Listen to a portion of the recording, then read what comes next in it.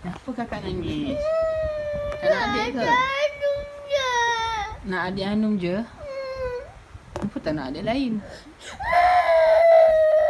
Hari tu kakak cakap nak adik baru. Tengok adik Fadli cakap nak baby baru. Itu lagi comel. Ha? Itu lagi comel. Siapa comel?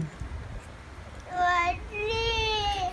Iyalah nanti kalau dapat adik baru dapat adik yang comel. Nak tak? Nak? Tak tahu tu ada apa. Adik kakak lah tu nanti.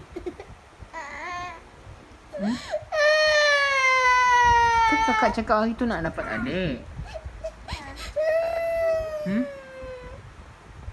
Ina kan kata hari tu nak dapat adik. Tapi kakak Nina nak.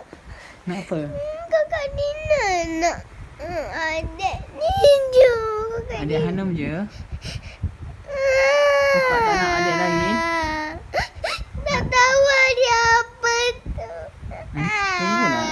Belum lagi nanti adik tu keluar. Kita bagilah nama adik apa tu. Bagi dia nama baru. Baby tu masih kecil dalam perut Umi.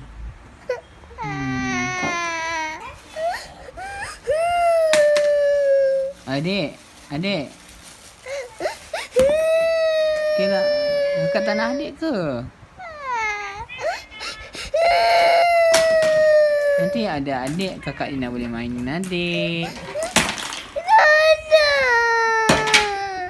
Ada kawan main dengan kakak.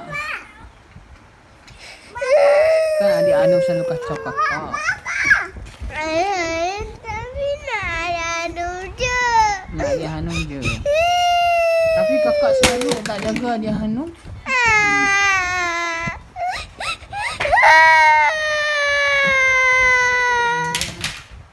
Adik Hanum.